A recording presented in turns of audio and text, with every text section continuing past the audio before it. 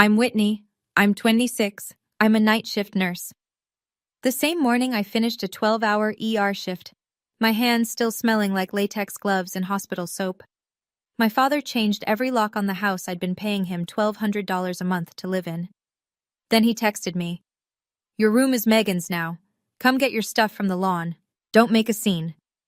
My stuff, on the lawn, like trash day. By Friday, a sheriff's deputy was standing on his front porch with a stack of papers. What those papers said made my father physically sit down on the steps. But the real damage? That came 6 weeks later from a plain white envelope with Internal Revenue Service in the corner. Before I go on, if this story speaks to you, please hit like and subscribe, but only if you genuinely connect with it. Drop your city and your local time in the comments. I love knowing where you all are when you hear this. Now let me take you back to a Tuesday in March. The morning everything I thought I knew about family fell apart. I moved back home after nursing school. That was 3 years ago. Not because I couldn't afford rent somewhere else. I could, but because my father, Gerald Warren, sat me down at the kitchen table one Sunday and said, "Why waste money on strangers when you can help family?" It made sense at the time. I was 23, just starting at St. Mary's Community Hospital, pulling overnight shifts in the ER. The idea of coming home to a place I already knew, with food in the fridge and a washer that didn't eat quarters, it sounded practical. Smart, even. So we made an arrangement. $1,200 a month. First of the month. No lease, no contract, just a handshake and a Zelle transfer. I typed rent in the memo line every single time. $1,200. That was more than a one-bedroom in our part of town. I knew that. But I told myself I was investing in family, helping with the mortgage, being a good daughter. Here's what being a good daughter looked like. I worked 12-hour night shifts, drove home at 7 in the morning, and made breakfast for the house before I slept. Eggs, toast, coffee, on the table by 7:30. I did laundry on Wednesdays, cleaned the bathrooms on Saturdays, took the trash out because nobody else remembered. Nobody said thank you. Not once. I'm not exaggerating, not once in 3 years. My sister Megan, 23, 2 years younger, lived in the room across the hall. She paid nothing, zero. I asked my father about it once, carefully, the way you ask about something you already know the answer to. He didn't even look up from the TV. "She's still finding herself, Whit. Don't be petty." I told myself it was temporary, that he'd see how hard I worked. I was wrong about a lot of things back then, but I was most wrong about that. Megan got engaged in February. Her boyfriend Tyler Brooks, 25, worked at a Toyota dealership off Route 9, proposed at a Red Lobster on Valentine's Day. Megan posted 14 photos, 312 likes. My father reacted like she'd won the Nobel Prize. Within a week, Gerald was planning an engagement party. At the house. 30 guests. Aunts, uncles, cousins, neighbors, Gerald's poker buddies. He ordered a custom banner from Etsy. He spent an entire Saturday repainting the living room, agreeable gray, Megan's choice. I watched him carry paint cans from the garage. 2 years ago, I'd asked him to repaint my bedroom. The ceiling had a brown water stain the size of a dinner plate. He said he'd get to it. He never did. Now here he was, 2 coats, blue painter's tape on every baseboard, whistling while he worked. Megan walked through the living room while I was scrubbing the kitchen floor for the party. "Whit, can you do those little cucumber sandwich things? You're good at this stuff." Not, "Can you help?" Not, "Would you mind?" Just, "You're good at this stuff." I said sure, because I always said sure. The week before the party, I came home from a shift and found Gerald standing in my bedroom doorway with a tape measure. He was measuring the wall where my desk sat. "What are you doing?" "Just thinking about storage." He rolled up the tape measure and walked past me without another word. I stood there in the doorway, still in my scrubs, and felt something I couldn't name yet. Storage. That's the word he used. I didn't think twice about it. I should have. Tuesday, March 11th. I clocked out of St. Mary's at 6:52 a.m.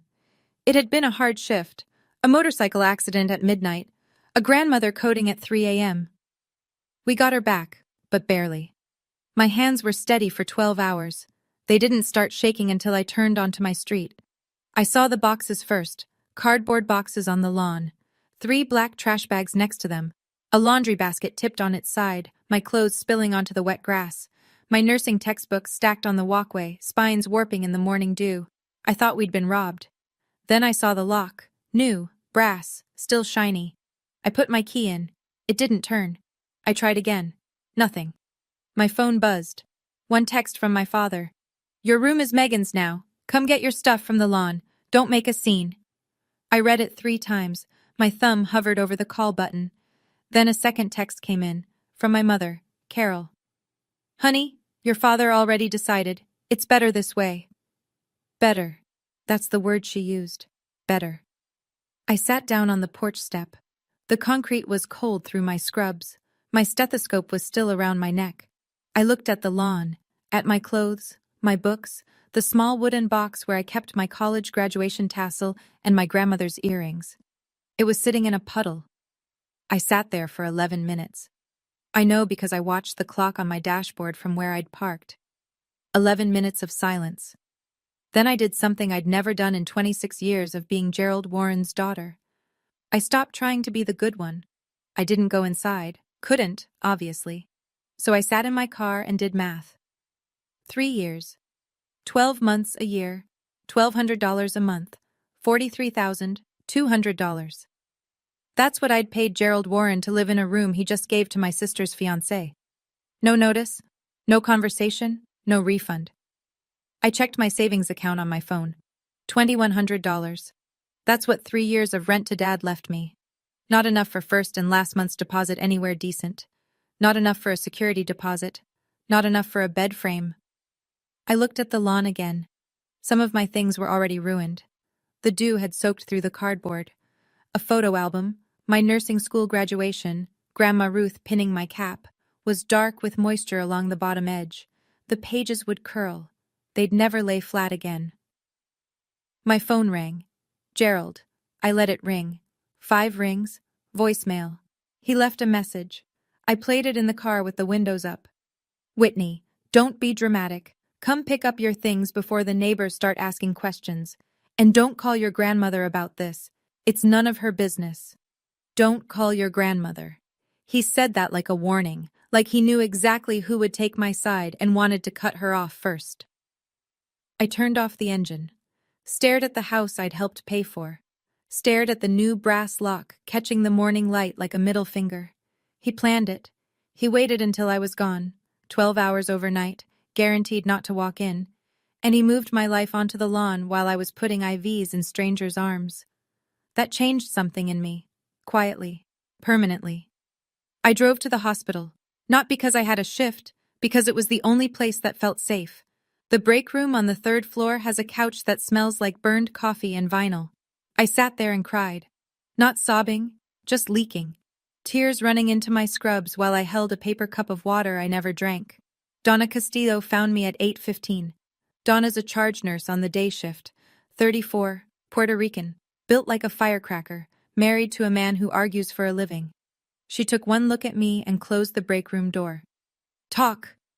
I told her everything. The locks, the text, the lawn, the boxes. Donna didn't say, "I'm sorry." She didn't say, "That's terrible." She asked a question I didn't expect. "Did you pay him by Zelle or Venmo?" "Zelle. Every month." "What did you write in the memo?" "Rent."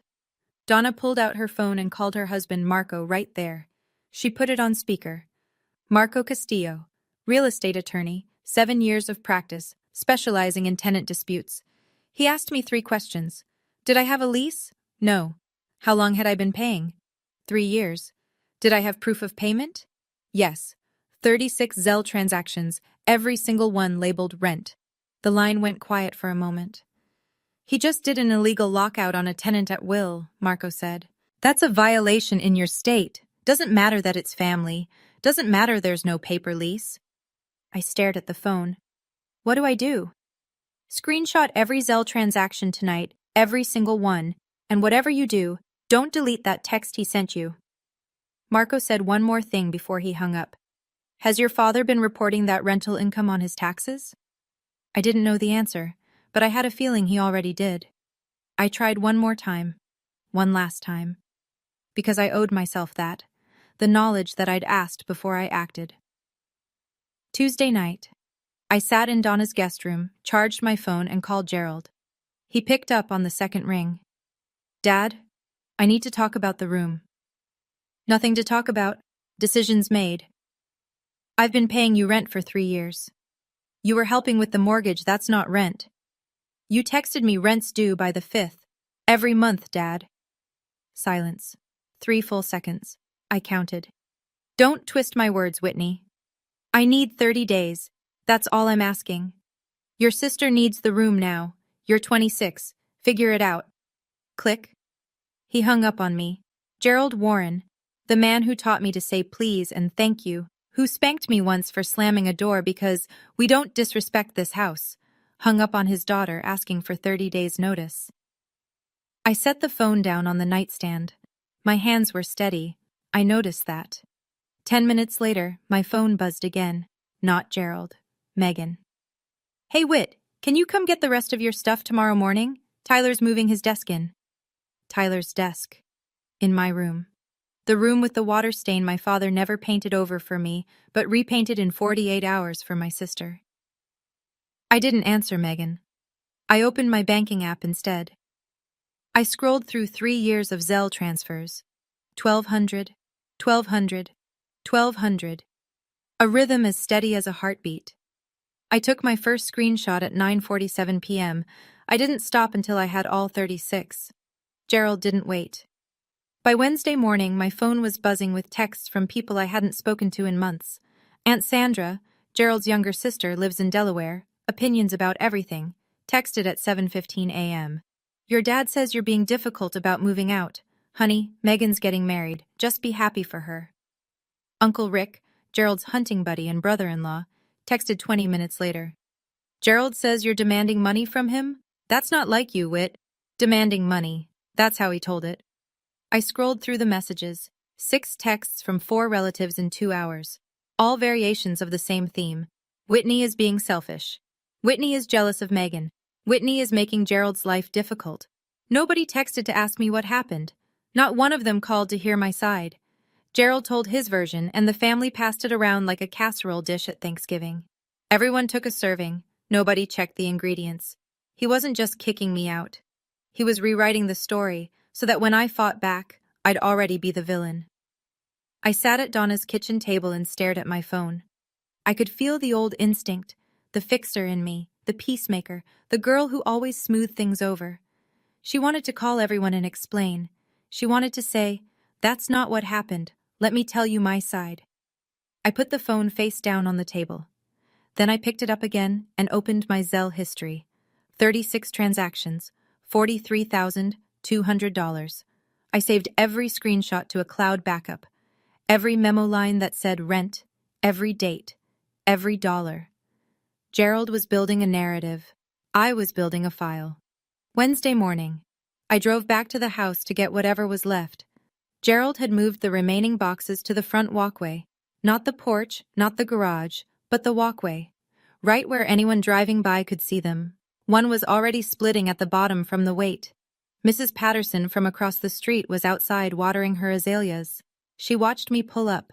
She watched me pop the trunk. She didn't look away. Gerald came out the front door. He was smiling. Not at me. At the street. Performing. "She's just picking up the rest of her things," he called over to Mrs. Patterson, loud enough for the whole block. "Kids, you know. Can't stay forever." I didn't respond. I picked up the first box. Winter clothes, a crock pot, a picture frame with a crack down the glass, my graduation photo, the one with Grandma Ruth.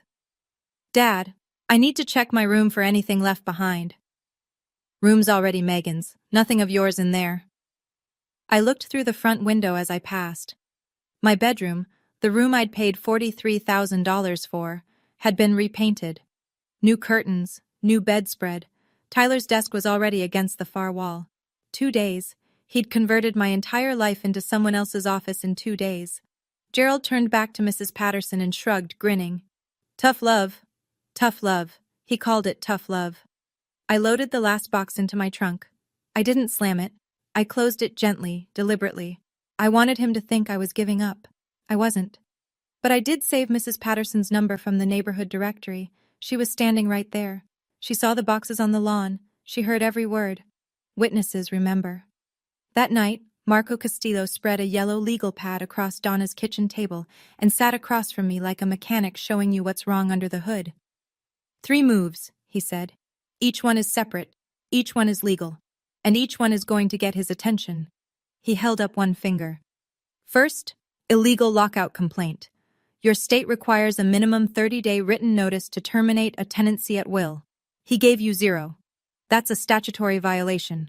The court can award damages plus penalties. Second finger. Small claims court. You're owed $43,200 in rent paid without a lease or legal tenancy agreement. The state cap for small claims is $10,000, so we file there first. The rest can go to civil court later. Third finger. IRS Form 211. Whistleblower report. He received $43,000 in rental income over 3 years and, I'd bet my briefcase, reported none of it. That's unreported taxable income. I stared at the pad. 3 bullet points, 3 lines that could dismantle my father's entire sense of authority.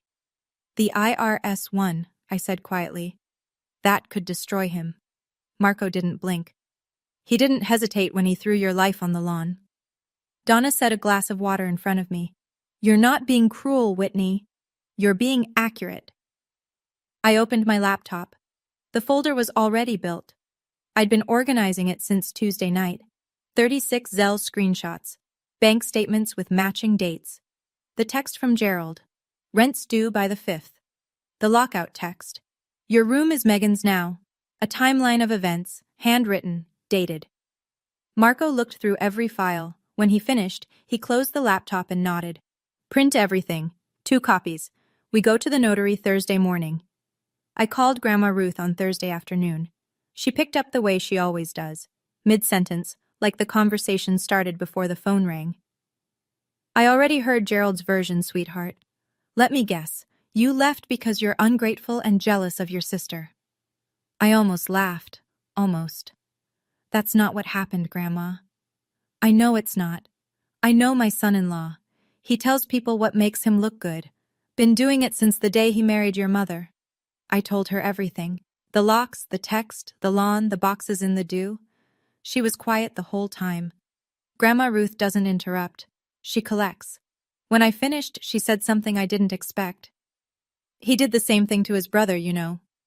I didn't know. Eddie. Gerald's younger brother.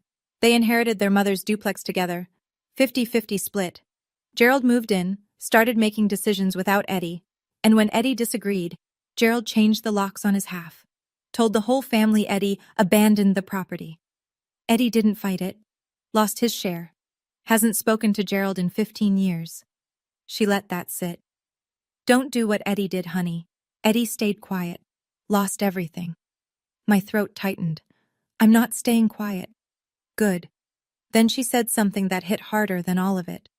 Your mother called me last night. She knows it's wrong, Whitney. She knows. She just won't say it out loud.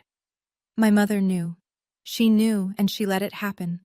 She watched Gerald change the locks and haul my things to the lawn, and she chose peace with him over justice for me. That was the part that hurt more than the locks, more than the text, more than the dew on my graduation photos. My mother's silence. Megan's engagement party was Saturday night. 30 guests. The house lit up like a magazine spread.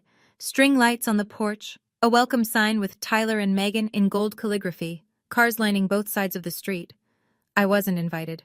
I found out because Aunt Sandra accidentally included me on a group text with the address and time. She deleted it 30 seconds later, but I saw it. I didn't go. I didn't drive by. I sat in Donna's guest room and watched the clock. At 8:47 p.m., my phone lit up. Instagram notification. My cousin Jamie, 19, Sandra's youngest, posted a story from inside the party. I tapped it. There was Gerald standing in the living room holding a champagne flute giving a toast. The camera was shaky, the audio tinny, but I heard every word. Family is everything, he said, smiling. We take care of each other in this house. 30 people raised their glasses. Behind him, through the open door of what used to be my room, I could see the new curtains, Tyler's desk, a framed photo of Megan and Tyler on the wall where my nursing school diploma used to hang. Gerald lifted his glass higher. Megan, sweetheart, you deserve the world. This house will always be your home. This house will always be your home. He'd never said that to me. In 26 years. In $43,200. Not once. I watched the story twice. Then I closed Instagram and stared at the ceiling. Somewhere across town, in a house I'd helped pay for, my father was toasting to family. In a room he stole from me. In front of 30 people who didn't know, or didn't care, that his older daughter was sitting alone in a borrowed bed. He toasted to family. In the room he took from me. Jamie called me Sunday morning. She sounded uncomfortable, like someone carrying a plate they know they're about to drop. I need to tell you something, Whit, about what what Uncle Gerald said at the party. Tell me. He stood up during the toast and told everyone you moved out because you wanted independence. Said you didn't even bother to congratulate your sister. His exact words. I closed my eyes. Aunt Sandra backed him up. She said, "Some children only think about themselves." And Uncle Rick just nodded like it was a fact. Did anyone ask about me, my side? No, nobody. Jamie's voice dropped. It was messed up, Whit. Everyone just believed him. I sat on the edge of the bed and pressed my palm flat against my knee to stop it from bouncing. There's one more thing, Jamie said. Tyler was talking to Rick's son about the room. He called it huge, said it was perfect for a home office. He was bragging about it. A home office, not even a nursery, not a room for a future child. Tyler, a car salesman who'd known my family for 11 months, was sitting at a desk in a room I'd paid rent on for 3 years, and he was bragging about the square footage. My father didn't just give away my room. He gave away my name at a party I wasn't invited to. He rewrote 3 years of rent payments into a story about a selfish daughter who couldn't be happy for her sister. And he thought that was the end of it. He thought I'd swallow it the way I'd swallowed everything else. He was about to find out what happens when the quiet daughter stops swallowing. Monday morning, 6:12 a.m. I'd just come off another night shift, 14 hours this time, a pileup on the interstate. My hands still smelled like betadine. I sat at Donna's kitchen table and opened my laptop. The folder sat on the desktop. I'd named it simply, Case. 36 Zelle screenshots, bank statements with highlighted transactions, Gerald's texts, screenshotted, time-stamped, backed up to the cloud. The notarized copies Marco helped me prepare. A handwritten timeline of every event since March 11th. Donna came downstairs at 6:30. She saw me sitting there, still in scrubs, staring at the screen. She didn't ask if I was okay. She poured 2 cups of coffee, set one in front of me, and sat down. We didn't talk. She just sat there. Sometimes that's what courage looks like, someone sitting next to you while you decide. At 6:45, I called Marco. I'm ready. He didn't hesitate. Courthouse opens at 8:30. I showered. I put on clean scrubs, the only professional clothes I had that weren't wrinkled in a garbage bag. I dried my hair. I looked at myself in the mirror. I didn't want revenge. I wanted what I was owed. There's a difference. Revenge is loud. Revenge is a phone call at midnight, a scene at a party, a post on Facebook. What I wanted was paperwork, documentation, a judge reading the word rent 36 times in a row and asking my father to explain. I picked up the folder. Donna stood at the door. I'll be here when you get back. I drove to the courthouse with the windows down. March air, cold and sharp. My hands were steady on the wheel. They'd been steady all night. They weren't going to shake now. The county courthouse is a squat brick building on Elm Street with a metal detector at the front door and fluorescent lights that make everyone look tired. I got there at 8:22. There were 4 people ahead of me at the clerk's window. I stood in line holding a manila envelope thick enough to feel important. My scrubs still had the hospital crease. When I reached the counter, a woman with reading glasses and a name tag that said Dolores looked at me the way clerks look at everyone. Patient, flat, ready to be bored. What are we filing today? 3 things, I said.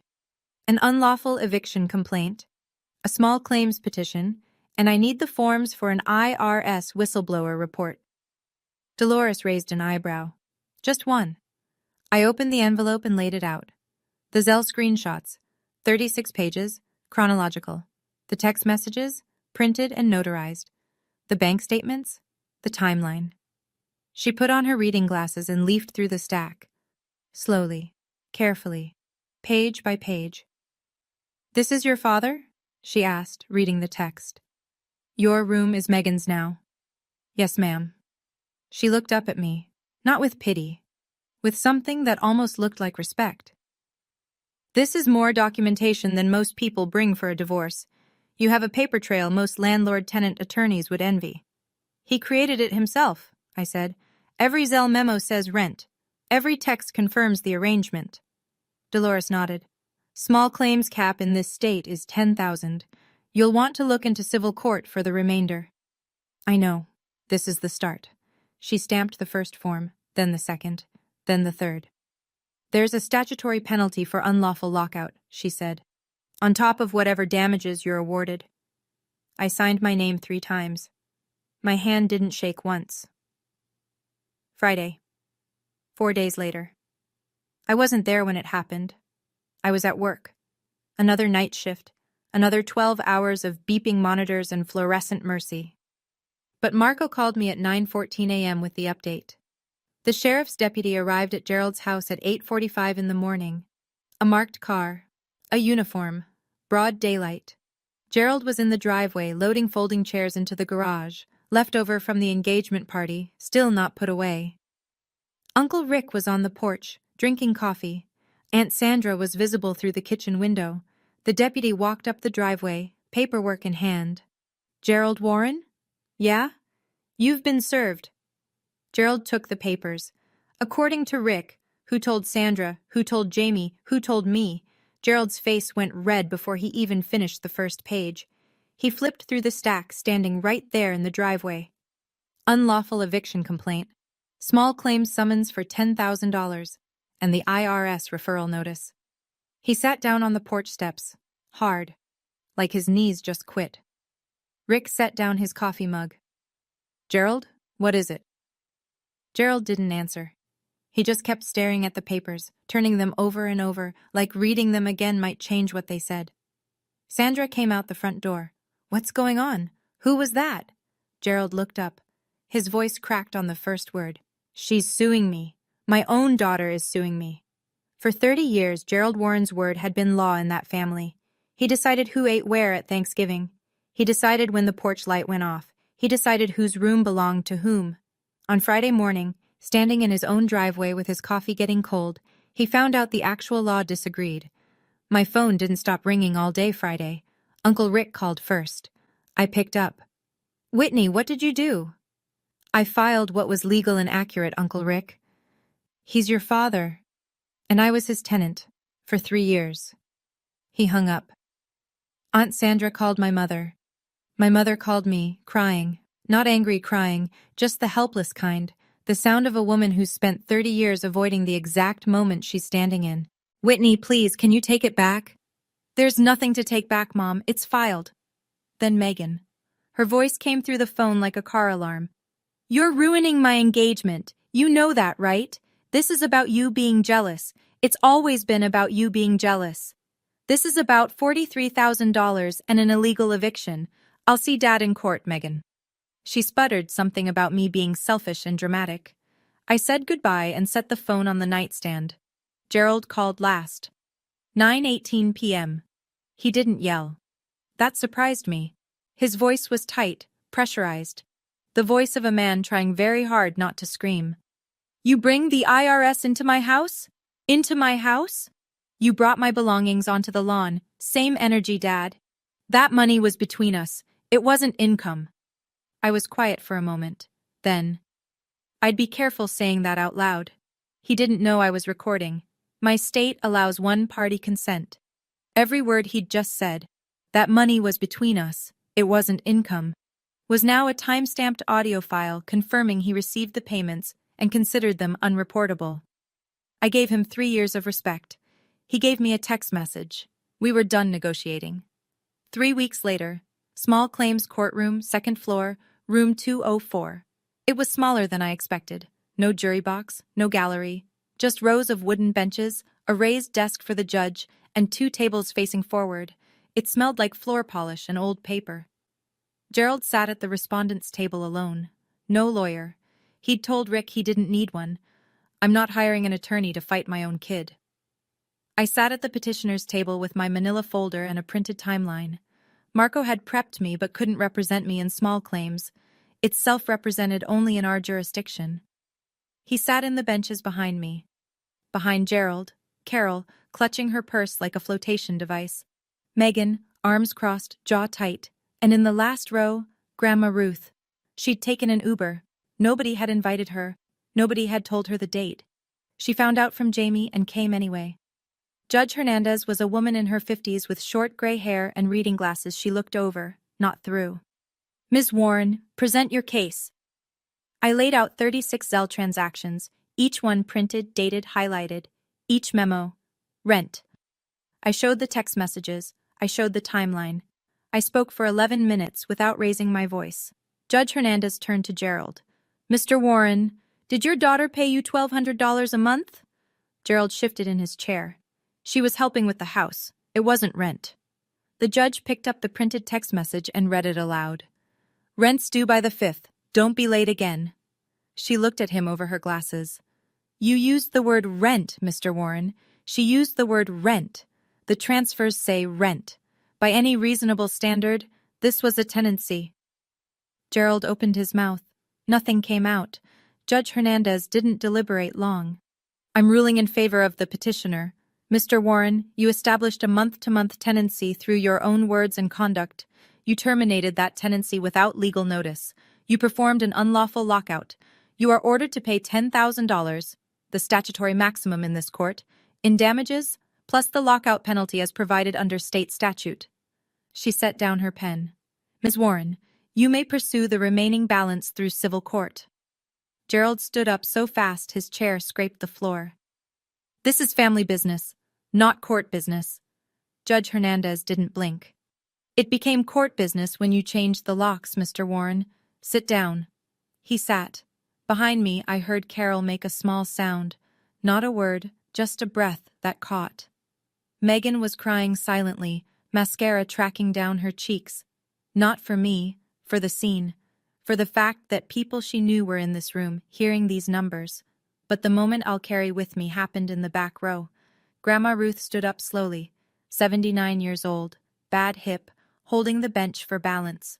She walked forward, past Carol, past Megan, until she was standing beside me at the petitioner's table. She didn't say anything, she just took my hand. Her fingers were cool and steady. Then she turned around and looked at Carol. I raised you better than this, Carol. You watched it happen. My mother's face crumbled. She looked down at her lap. She didn't argue. She didn't defend herself. She just sat there, holding her purse, shrinking. Megan stared at the wall. Gerald stared at the floor. Grandma Ruth squeezed my hand. Her voice was low, just for me. Your grandfather would be proud of you, Whitney. That's when I cried. The courtroom was one kind of reckoning. The IRS was another. 6 weeks after the hearing, Gerald opened his mailbox and found a plain white envelope. No logo on the outside. Just a return address in Austin, Texas, and the words, Internal Revenue Service, printed in small, unassuming type. He told Carol it was probably a mistake. It wasn't. The IRS opened an audit on 3 years of Gerald's tax returns. $43,200 in unreported rental income. Not declared, not filed, not mentioned on a single 1040 he'd submitted. Marco explained the math to me over the phone, clinically, the way a doctor reads lab results. Unpaid federal tax on the unreported income, approximately $11,000. Penalties for failure to report, another $4,000 to $6,000. Interest accrued over 3 years, roughly $2,000 more. Total estimated liability, somewhere between $17,000 and $22,000. And that was just the IRS. Gerald still owed the $10,000 from small claims, and I hadn't filed the civil court case yet. He had to hire a CPA, a certified public accountant, to represent him in the audit. That alone cost $4,000.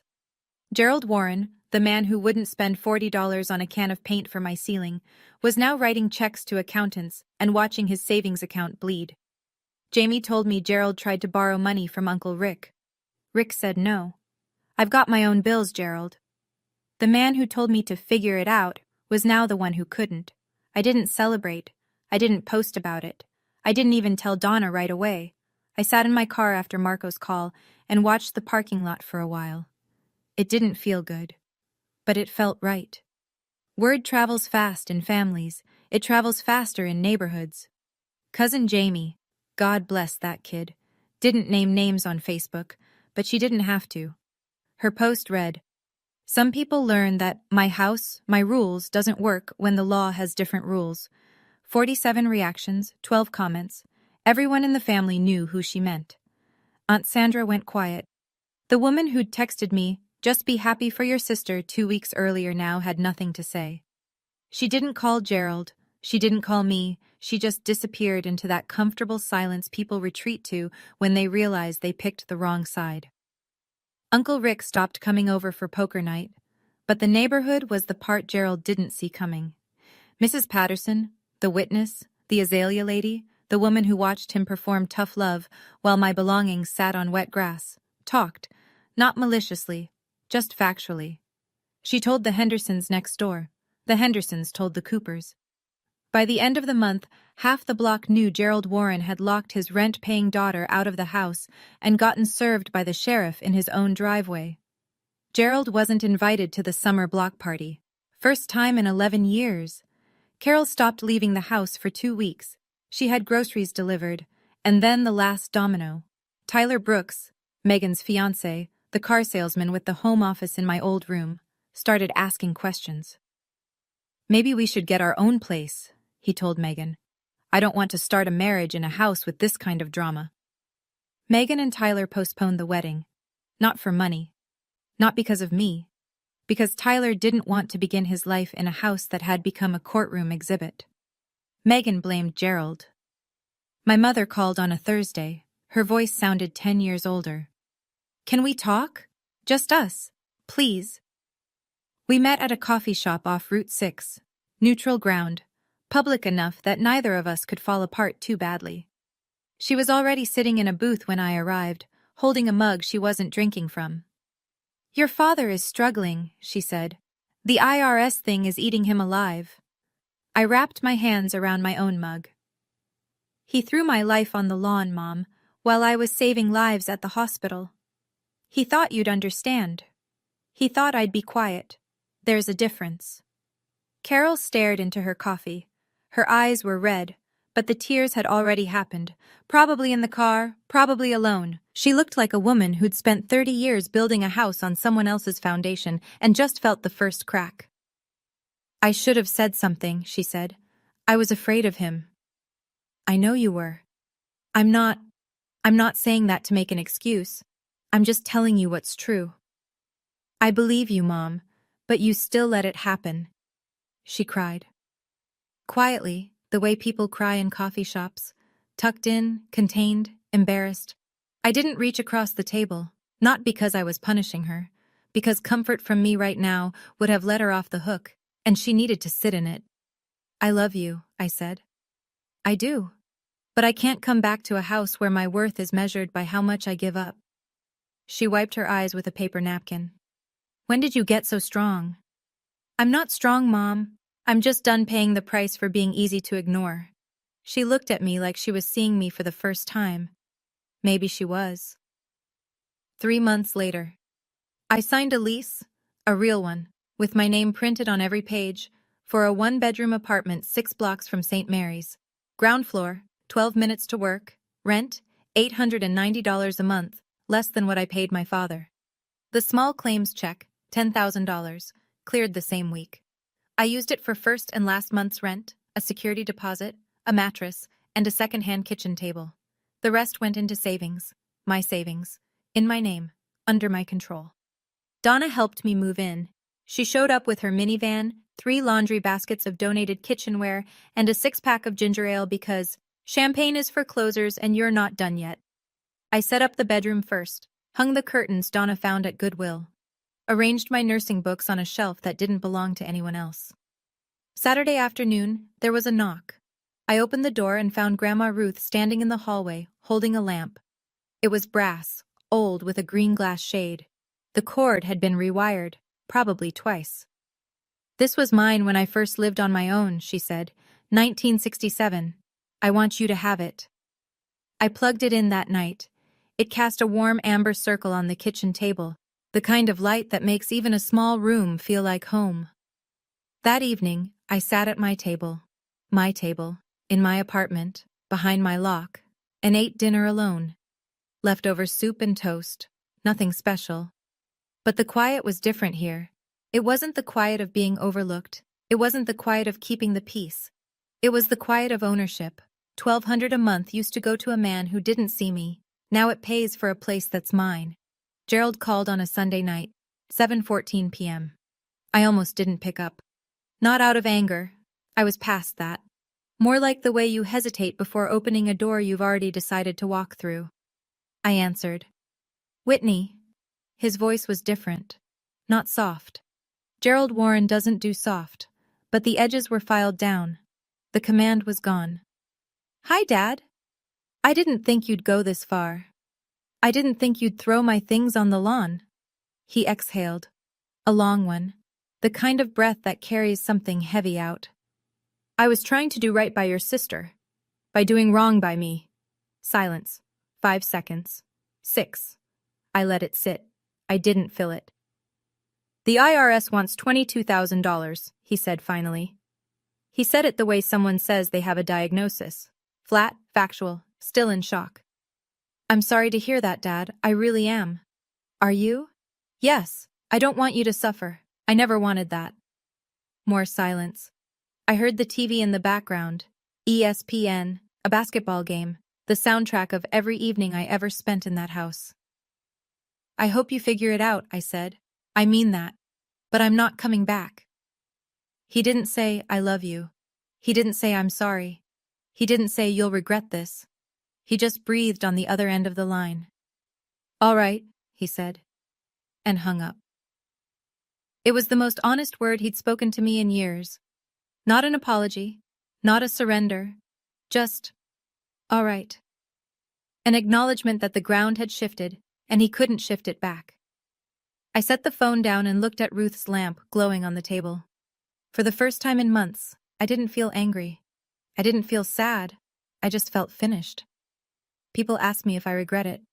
I do.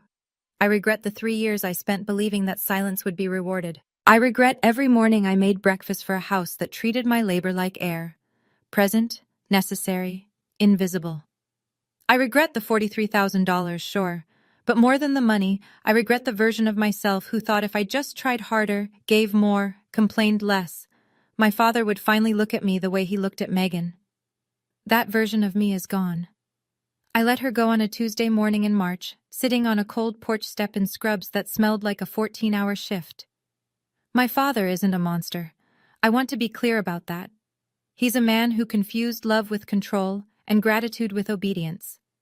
He built a family where his word was final, and when someone challenged it, legally, calmly, with 36 receipts, his whole kingdom shook. I hope he learns the difference. But teaching him isn't my job anymore. If you're listening to this in a house where your kindness is being used as currency, where your silence is someone else's comfort, I want you to hear me say something nobody said to me. Keep your receipts, know your rights, and remember that setting a boundary with your family isn't betrayal. It's the first thing you build when you finally decide to build for yourself.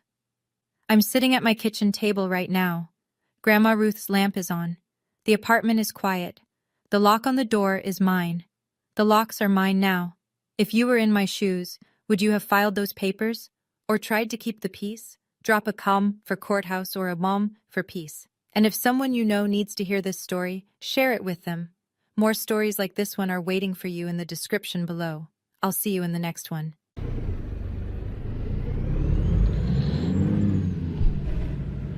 Can you guys hear the engine in this thing? Can you hear it?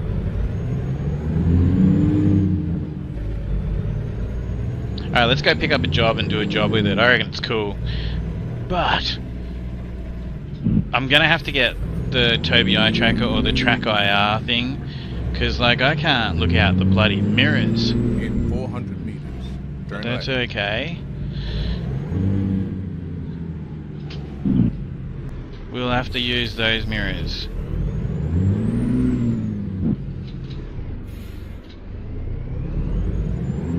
Turn left.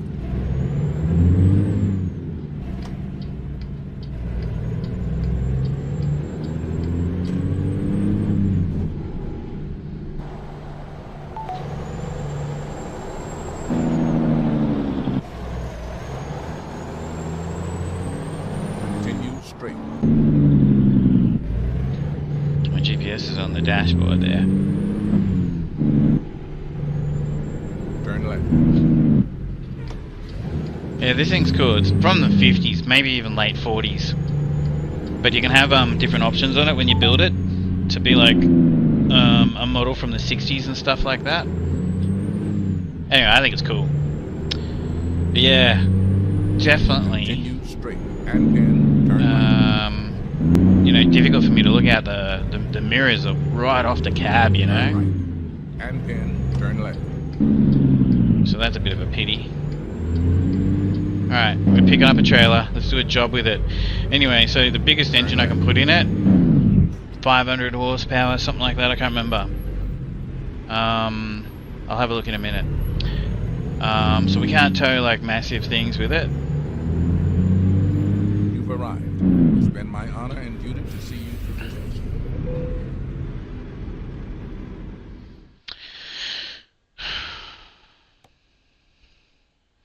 And it's pretty cool because it'll actually slow down on the hills and stuff. How far is this in Fresno? 172 miles. Santa Maria is 200. That's actually 249 miles. Alright, you know what? We're going to tow this. How much this weigh? This weighs 25,000 pounds. Oof. Look, I'm just going to tow this. It's only 6,000 pounds. I think that the cattle, look, it'll tow it, but it's just gonna be a little bit like. Now let's do it. Let's do it. It could cause us some it could cause some pain. It's a shorter trip. The Secret Service has your back, and so do I. Let's go. We'll be right. I have to just make sure that I keep an eye open for hills and stuff, and keep the.